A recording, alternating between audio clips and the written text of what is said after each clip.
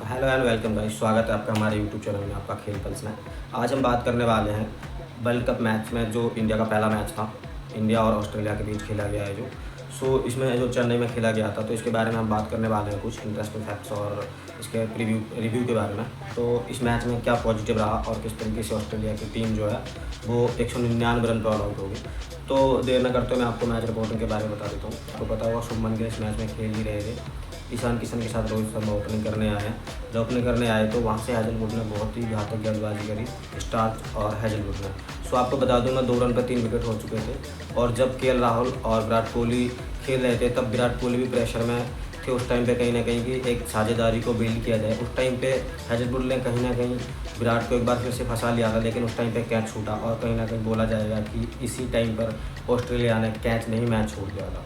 तो इस टाइम पे विराट कोहली ने जिस तरीके से मैच में अपनी जो शुरू से करते चले आ रहे इतने टाइम से हमारी इंडियन टीम के लिए, वही किया, पार्टनरशिप बिल्ड करी और उनका जो साथ दिया के राहुल ने बखूबी दिया। 2.0 के राहुल बन करके आए हैं दोबारा से, जब से वो इंडिया टीम में वापसी करी है इंजरी के बाद। और ये पॉजिटिव रहा कि जो टॉप ऑर्डर है इंडिया का, वो फेल होने के बाद भी इंडिया की जो मिडिल ऑर्डर्स है उसने कहीं ना कहीं ये बहुत ही अच्छे तरीके से टैकल की इस चीज़ को, और 2 रन पर 3 विकेट होने के बावजूद भी बहुत ही अच्छे तरीके से चेज करते हुए इंडिया ये मैच जीत गया। पॉजिटिव रहा मिडिल ऑर्डर का चलना।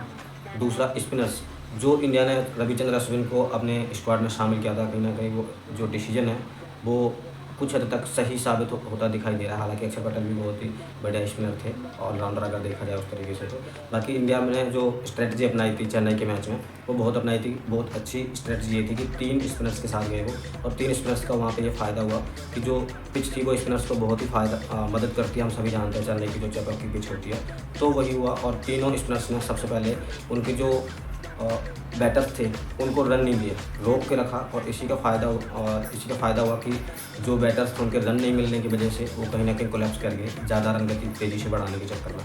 सो ये पॉजिटिव रहा कि बॉलिंग में स्पिन ने भी बहुत अच्छा काम किया, और जो बैटर थे लोअर मिडिल ऑर्डर और मिडिल ऑर्डर, उन्होंने बहुत अच्छा काम किया। तो ये 2 पॉजिटिव रहे। साथ में पेस, जो जसप्रीत बुमराह इंजरी से लौट करके आए थे, हालांकि एशिया कप में वो खेले थे कुछ टाइम, बट उस टाइम पर भी वो 50-50 दिखे थे। कुछ कह नहीं सकते थे कि किस तरीके से वर्ल्ड कप में वो रिटर्न आएंगे।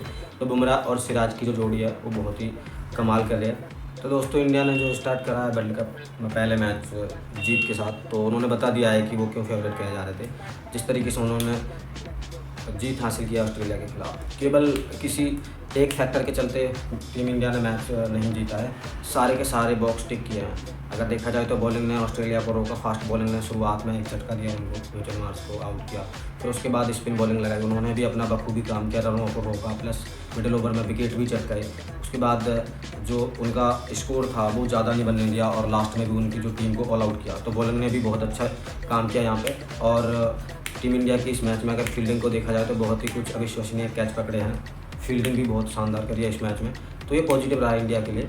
और उसके बाद जो बैटिंग करने टीम आई थी, क्योंकि आसान नहीं था चेपॉक की पिच पर बैटिंग करना।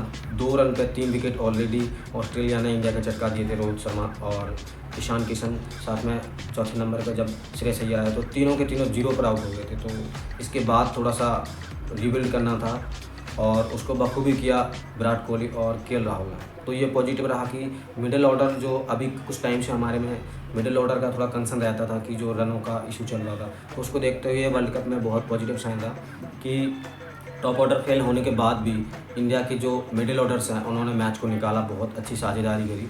हालांकि कोहली को एक जीवनदान भी मिला, बट ये मैच में किस्मत भी बहादुर का साथ देती है। तो कहीं ना कहीं इस चीज़ को हमें देखना होगा कि टीम इंडिया ने सारे के सारे बॉक्स टिक कर लिए हैं। अभी वर्ल्ड कप का स्टार्ट हुआ है, और इस तरीके से पॉजिटिविटी आना और विनिंग के साथ स्टार्ट करना बहुत ज़रूरी था, क्योंकि इंडिया के ऊपर बहुत ज़्यादा प्रेशर है। इंडिया में ही मैच हो रहा है, तो फैंस का जो प्रेशर है और होम ग्राउंड का काफ़ी प्रेशर है इंडिया पे। अगर देखा जाए सबसे ज़्यादा अगर किसी पे प्रेशर होगा इस टाइम पे मैच को जीतने का, तो वो इंडिया होगा, क्योंकि इंडिया में ही मैच हो रहा है और फैन फॉलोइंग स्टेडियम में भरे हुए दर्शक, और होम ग्राउंड पर जीतने का प्रेशर अलग हो। तो ये देखना होगा किस तरीके से आगे के मैचों में टीम इंडिया रिएक्ट करती है। बाकी ये मैच तो ओवरऑल बहुत ही अच्छा रहा, जिसमें बहुत से पॉजिटिव मिले इंडिया को, और इन्हीं पॉजिटिविटी के साथ इंडिया आगे बढ़ना चाहिए। वर्ल्ड कप का जो पहला मैच था वो जीत के साथ स्टार्ट किया। एक और फैक्ट बता देता हूँ मैं आपको इस मैच के बारे में। 1996 में श्रीलंका और ऑस्ट्रेलिया ने वर्ल्ड कप के पहले मैच की शुरुआत करी थी, और उसमें ऑस्ट्रेलिया को श्रीलंका ने हरा दिया था।